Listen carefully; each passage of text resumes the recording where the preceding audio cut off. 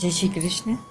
एतन्मे संशयं कृष्ण छेत्तुर्मर्हस्य शेषितः त्वदन्यः संशयस्यास्य छेत्ता न हुयपपद्यते।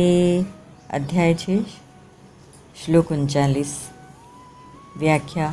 एतन्मे संशयं कृष्ण छेत्तुर्मर्हस्य शेषितः।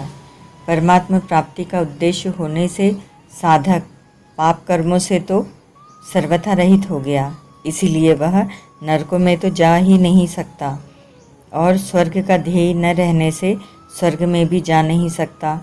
मनुष्य योनि में आने का उसका उद्देश्य नहीं है, इसीलिए वह उसमें भी नहीं आ सकता और परमात्मा प्राप्ति के साधन से भी विचलित हो गया। ऐसा साधक क्या छिन्न भिन्न बादल की तरह नष्ट तो नहीं हो जाता, यह मेरा संशय है। त्वदन्यः संशयस्यास्य छेत्ता न उपपद्यते।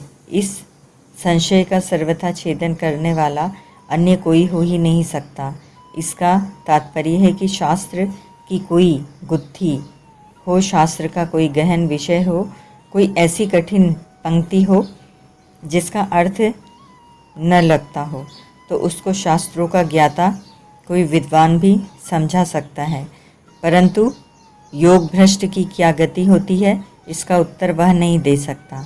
हाँ, योगी कुछ हद तक इसको जान सकता है, पर वह संपूर्ण प्राणियों की गति अगति को अर्थात जाने और आने को नहीं जान सकता, क्योंकि वह युंजान योगी है, अर्थात अभ्यास करके योगी बना है।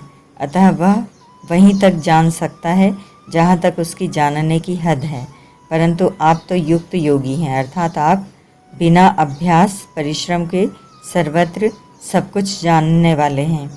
आपके पास आपके समान जानकार कोई हो सकता ही नहीं। आप साक्षात भगवान हैं और संपूर्ण प्राणियों की गति अगति को जानने वाले हैं। जो संपूर्ण प्राणियों की उत्पत्ति और प्रलय को, गति और अगति को एवं विधा और अविधा को जानता है, वही भगवान कहलाने योग्य है। अतः इस योग भ्रष्ट के गति विषयक प्रश्न का उत्तर आप ही दे सकते हैं। आप ही मेरे इस संशय को दूर कर सकते हैं। परिशिष्ट भाव। अर्जुन को भगवान श्री कृष्ण की भगवत्ता पर विश्वास था, तभी यहाँ वे योग भ्रष्ट की गति के विषय में प्रश्न करते हैं और कहते हैं कि इस बात को आपके सिवाय दूसरा कोई बता नहीं सकता।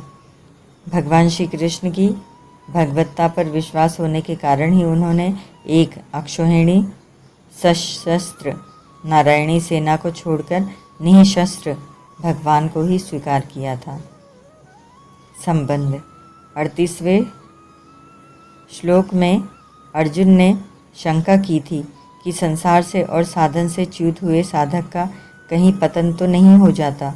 उसका समाधान करने के लिए भगवान आगे के श्लोक कहते हैं। ओम तत्सत।